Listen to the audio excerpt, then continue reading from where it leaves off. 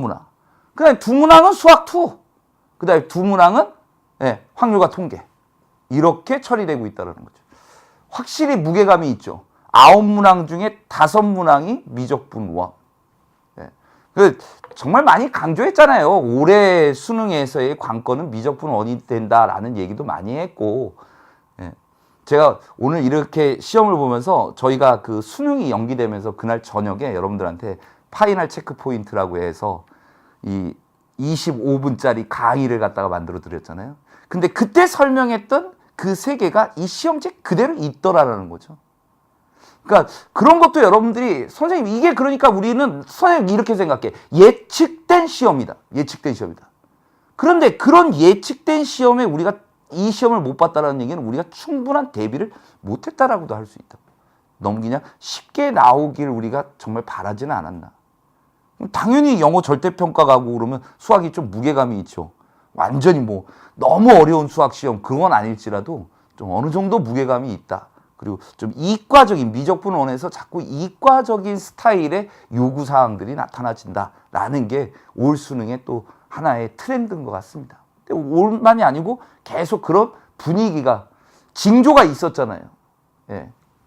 전 그렇게 생각합니다. 자, 29번 문제 볼게요.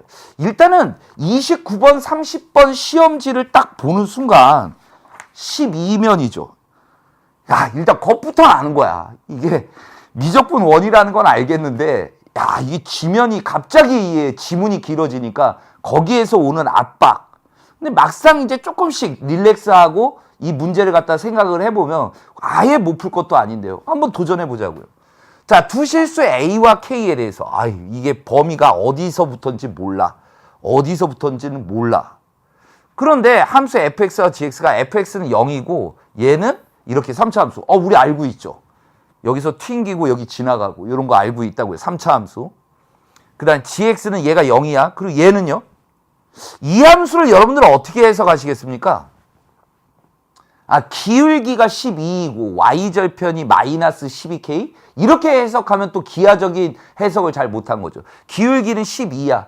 12x라는 게 있었다면, 원점을 지나는 직선이 있었다면 그걸 x축으로 얼마만큼? k만큼 평행이동한 걸로도 생각을 해야 되는 거죠.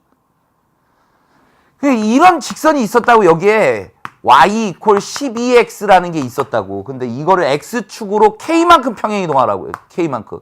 이런 직선이 될 거 아닙니까? 그럼 그 식이 뭐가 된다라는 거야? x 대신 x 마이너스 k를 넣어준 거잖아요. 이렇게 된 이런 어떤 그래프에 대한 해석 능력이 필요한 거죠. 얘를 바라보는 거죠. 근데 다음 조건을 만족시키고 있다.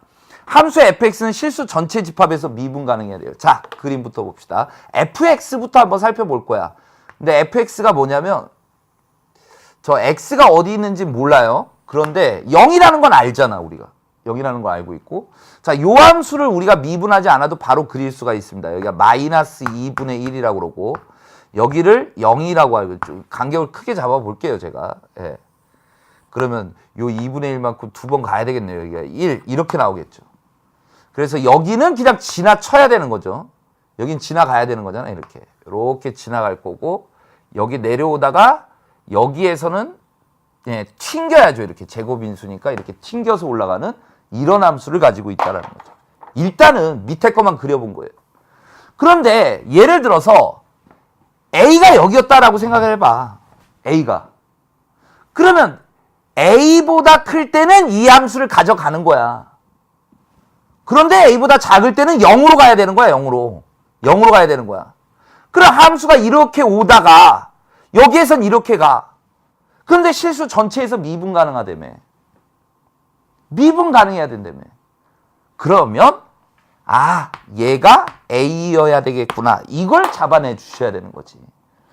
대수적으로 뭔가 식을 써가지고 우리가 알아내는 게 아니고 이런 조건에서 fx가 실수 전체에서 미분 가능하다라는 조건을 만족시키기 위한 A를 그래프에서 그냥 찾아내버리는 거지. 아니 어디에 걸리든지 마찬가지라고. 여기에 딱 걸렸다라고 생각하면 A보다 작거나 같을 때는 이 함수로 가는 거야. 노란색의 그래프로 가는 겁니다. 이렇게. 노란색으로. 그런데 A보다 클 때는 fx를 따라가는 거야. fx. x축에서 이렇게 튕긴다라는 건 x축에서 접하는 거잖아. 이렇게 x축에. 그러니까 이렇게 해가지고 접해서 쭉 가버리니까 모든 실수에서 미분 가능한 함수가 나와버린다라는 얘기죠. 그래서 얘가 fx다라는 얘기입니다. 얘가 fx다. 얘가 fx다. 이렇게 빨간색으로 여기 와가지고 딱 접하는 거야. x축에. 그리고 x가 a보다 작거나 같을 때는 0으로 가는 함수. 이게 fx가 되는 거예요. fx. 제가 아까 이거를 3차 함수를 fx라고 표현을 했는데 제가 잘못한 거고요. 요 3차 함수를 그래프를 일단 그린다고. 근데 x가 어느 지점에 딱 있었다면 그거보다 작을 때는 0이고 나머지는 이걸 따라가는 거야. 3차 함수를. 그랬을 때 fx라는 게 모든 실수에서 미분 가능하려면 a가 딱 1이어야 된다 이거지. 이런 함수다라는 얘기예요. 이해되셨어요? 여기에서 이렇게 와. 3차 함수 따라서. 그 다음에 1에서부터는 얼마로? 0으로 쭉 가는 이 함수가 fx라고. 이 함수가 fx입니다. 이 함수가 fx야. 여기 y축이 있는 거고요. y축이 이렇게 있겠죠. y축이. 자, 그 다음에 gx라는 걸 봅시다. k가 어디 있는지는 몰라. 근데 여기가 이제 우리가 선생님 말씀드렸던 거는 x가 k보다 크거나 같을 때는 이 함수를 따라간다라고 이야기를 했어. 맞아요? 그러니까 지금 이거야. y는 12x라는 이런 직선이 있다고. 직선이 있어서 그 직선을 k만큼 평행이동해 주는 거예요. 여기를 k라고 생각하면 되는 거야. 원점을 k만큼 평행이동했다. 만약에 이랬다라고 한번 생각해 보자고요. 예. 그럼 얘는 뭐냐면 k보다 큰 곳에서는 얘를 따라가고 나머지는 0이다 이거야. 그러면 이 함수는 어떤 함수냐면 여기에서 0으로 오다가 이렇게 가는 함수가 돼버리는 거라고요. 이렇게 가는 함수. 얘가 gx야. gx. 얘가 fx고. 그런데 나 조건을 보면 모든 실수에 대해서 fx가 gx보다 크거나 같아야 돼. 그 0이 크거나 같다고 치지만 얘가 그렇지 않죠? 얘보다 이게 또 올라가 보면 얘가 더 치고 올라가면 뭐 안 된다라는 건 알겠죠? 그러면 얘가 어떻게 돼야겠어요? 이걸 이쪽으로 더 당겨야 될 거 아닙니까? 더 당겨가지고 만약에 이 함수가 k가 이만큼까지 오는 거야. 이만큼까지. 여기에서 이렇게 가버린다라고 이야기하면 얘는 더 이렇게 올라갈 거고 12로 이렇게 쭉 갈 거니까 아니, 보세요. 여기 이렇게 된 함수가 이게 gx가 돼버리는 거지. 그러면 fx가 gx보다 크거나 같다. 모든 실수에서. 그게 가능해진다라는 거죠.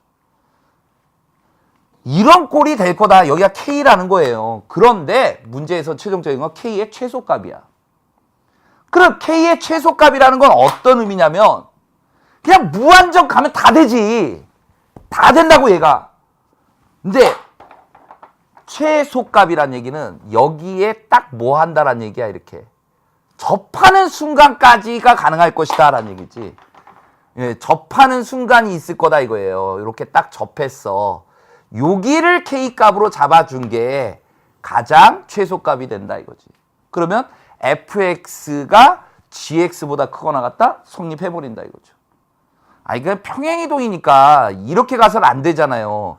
이렇게 가는 건 된다고 k만큼. 근데 이렇게 간 게 가장 조건을 만족시키는 최소의 k가 돼버린다라는 얘기죠.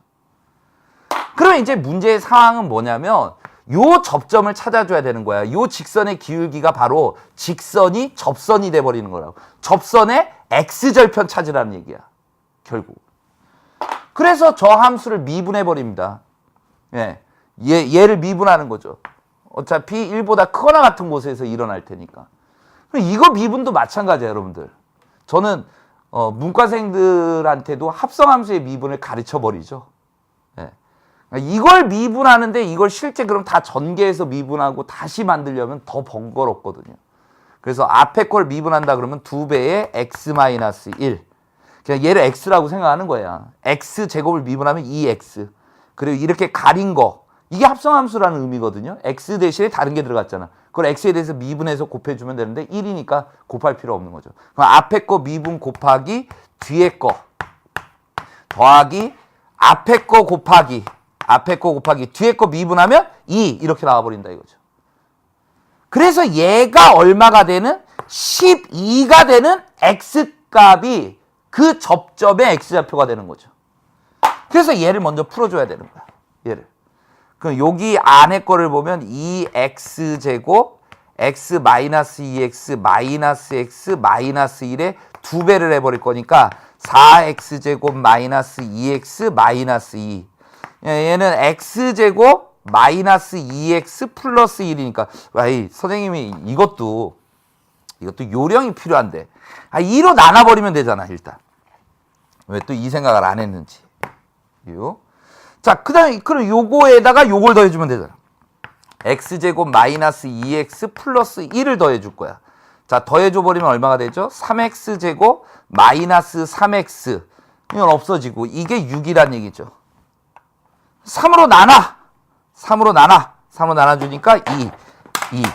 그 다음에 넘어가. 마이너스 2 이퀄 제로.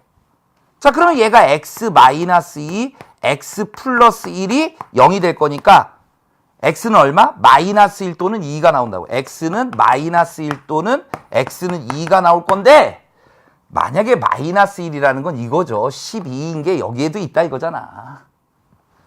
같은 게 이렇게 두 개가 있잖아요. 접점. 그러니까 요 값이 얼마란 얘기야? 접점의 x좌표가 2라는 얘기죠.